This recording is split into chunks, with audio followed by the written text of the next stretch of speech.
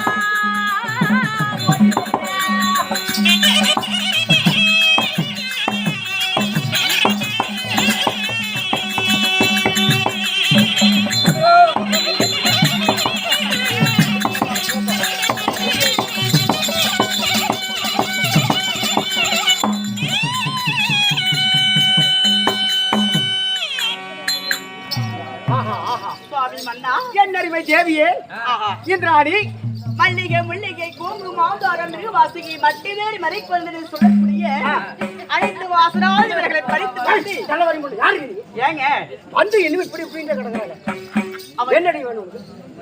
இவ யாரு? எங்க நம்ம வீட்டு வேலைக்காரிங்க. வேலைக்காரி எத்தனை சுடுகாட்டு போன மாதிரி வந்து நின்றுக்கிறான். ஏண்டி அப்படிதான் நிக்கிறதாண்டி? வீட்டு வேலை தானே கொஞ்சம். ஏன் கம்முன்னு இருக்க மாட்டியா? அவனுக்கு ஏதாவது வேலை கொடுத்து அனுப்பு. எதுவுமே பேச மாட்டா, கம்முன்னு இருங்க. சரி, வேலை கொடுத்து அனுப்பு. வேலை கொடுத்து சரி, வீட்டு வேலை தெரிஞ்சு வாடினா வேலை சொன்னதானே செய்வேன். அப்படியா? போய் வீட்டுல வேலை செய்ய கூட்டி வீட்டுல போய் சாமானம் கழுவி போ. சாமானம் கழுவுமான்னு சொல்லிதான் வேலைக்கு சேர்ந்தேன். அதை சொல்லிட்டாங்க என்கிட்ட. பின்னால சாமானத்தை காட்டுற பாருங்க.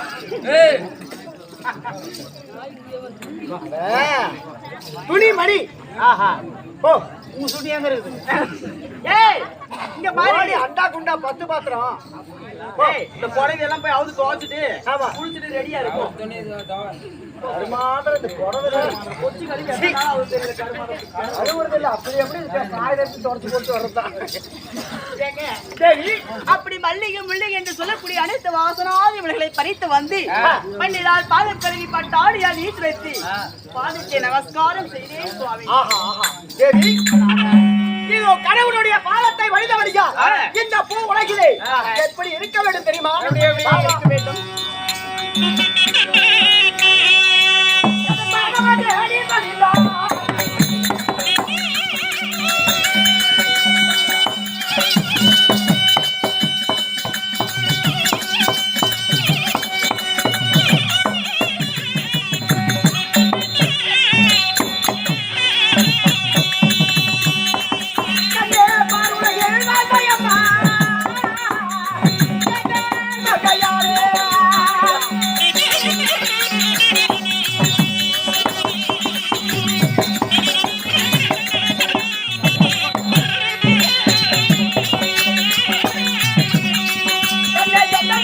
பரிசா